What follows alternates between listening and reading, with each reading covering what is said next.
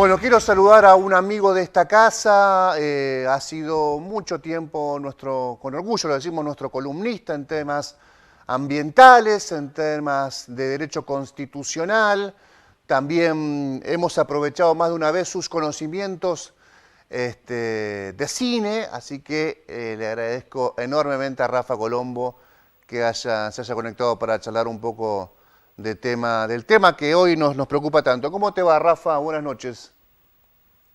Buenas noches, Héctor. Un gusto saludarte y estar aquí de nuevo en este hermoso programa como es. Rafa es además miembro de la Asociación Argentina de Abogados Ambientalistas.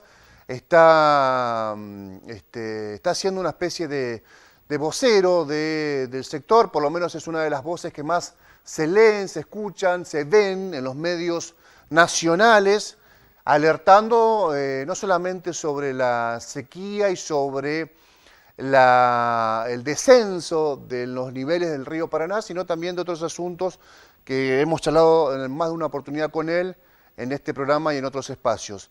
Pero te consultamos en este caso, Rafa, por el estado del río Paraná. Es realmente a los que nos gusta el río y a los que nos gusta acercarnos a la naturaleza y al Paraná concretamente, estamos viendo un fenómeno muy preocupante.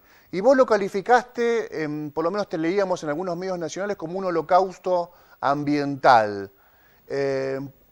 ¿Por qué lo definís así y por qué considerás que no es solo una cuestión de la naturaleza, sino que la intervención del hombre tiene mucho que ver? Bueno, en primer lugar, calificamos la situación por la que está atravesando actualmente el río Paraná como un holocausto ambiental, tratando de alguna manera de generar una vinculación de lo que fue el holocausto, entendido como un genocidio, y trasladándolo efectivamente a lo que son los crímenes contra la naturaleza, ¿no? Que usualmente se denominan como ecocidio, ¿no? Esta figura que se está tratando de incorporar al Estatuto de Roma y que funcionaría como un nuevo tipo penal para perseguir a todos aquellos responsables de producir daños masivos sobre la naturaleza. Particularmente en relación al río Paraná, lo que está sucediendo es que, como es de público conocimiento, como lo están transmitiendo las autoridades del Instituto Nacional del Agua, estamos ante una situación de bajante histórica que no tiene prácticamente precedentes, salvo que nos remontemos a los últimos 50 o 75 años. ¿Esto qué quiere decir? Quiere decir que durante las últimas décadas el río Paraná ha sido objeto de una presión y un hostigamiento muy fuerte que está vinculado específicamente a la matriz económica productiva por excelencia del litoral y del resto por las que atraviesa el río Paraná. En ese sentido podemos mencionar que esta presión y hostigamiento es fruto de la consolidación de un modelo de agricultura intensiva basada en el uso de transgénicos, el monocultivo y por ende la no rotación de cultivo, la aplicación de tóxicos. También tenemos que referirnos a la expansión correlativa de un modelo de ganadería intensiva que no avanza, no solo sobre la llanura, sino también sobre las islas y el delta.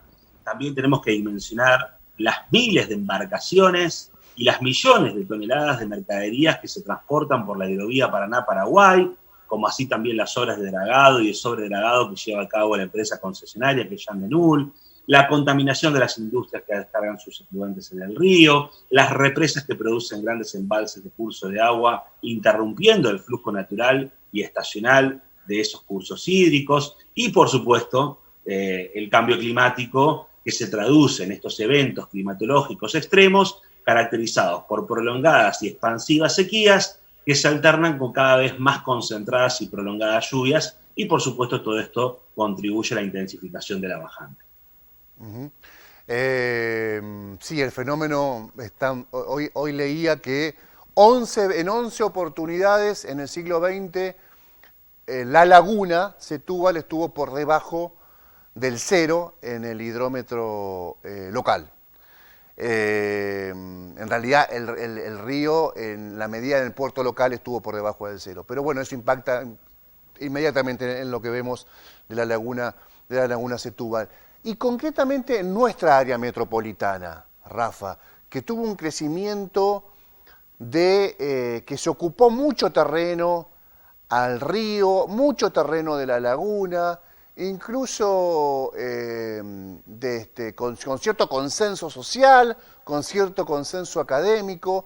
Esto debería reverse, no digo para derribar lo ya hecho, pero para empezar a pensar que el terreno que es del río o de la laguna debe permanecer en esa condición y no alterar más estas circunstancias, porque así como hoy encontramos problemas de bajante histórica, también recurrentemente encontramos problemas de inundación.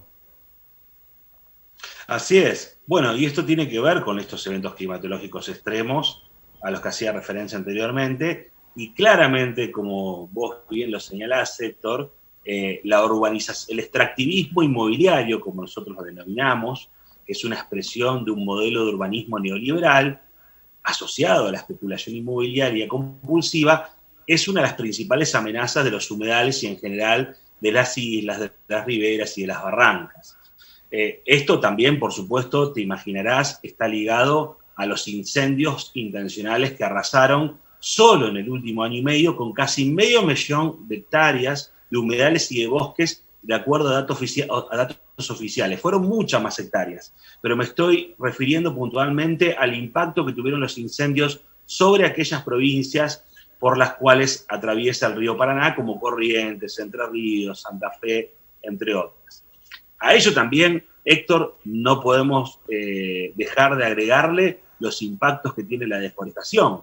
Argentina, de acuerdo a la Organización Nacional, de acuerdo a la FAO, se ubica entre los 10 países que más han deforestado entre 1990 y 2019, con más de 10 millones de hectáreas de bosques que han sido literalmente arrasados por topadoras en el marco del avance indiscriminado de la deforestación en nuestro país. Solo durante el año 2020, en plena pandemia, Argentina sufrió la pérdida de más de 100.000 hectáreas de bosques de las provincias que son las históricamente más deforestadas, que son Santiago del Estero, Salta, Formosa y Chaco. A eso también, Héctor, creo que también hay que sumarle la particular y delicada situación por la que atraviesa nuestra región. Argentina, en términos ecosistémicos, no puede desentenderse de lo que está ocurriendo en otros países, particularmente Brasil y Paraguay, que son dos países que están atravesando también por sequías extraordinarias. Brasil está sufriendo la peor sequía en 90 años, según declaraciones de autoridades oficiales. Tiene también índices muy altos de deforestación sobre el bosque y la selva de la Amazonía y del Pantanal, que se han agravado enormemente en el primer tramo del siglo XXI. Paraguay también tiene un problema de deforestación que se traduce en la pérdida de más de 6 millones de hectáreas de bosques nativos perdidos en los últimos 20 años. En fin, toda una serie de situaciones que claramente agravan la situación del estrés hídrico del río Paraná, porque recordemos, el río Paraná nace en Brasil y circula hacia el sur por Paraguay, ingresa por Misiones y atraviesa el resto de las provincias, Santa Fe, Entre Ríos,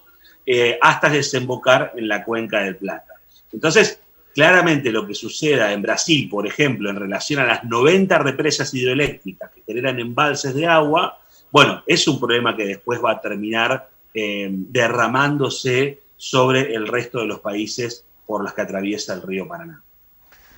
Gracias, Rafa. Queríamos hablar con vos sobre este tema puntualmente. Después podemos sumar a la agenda de acá a fin de año otros. Mencionaste uno, la hidrovía, nos interesa muchísimo, sobre todo después de la actitud adoptada por el gobierno nacional de prorrogar por lo menos la estatalidad de su mantenimiento en un contexto hiper difícil como esta bajante histórica. Además, tenemos otros motivos para charlar.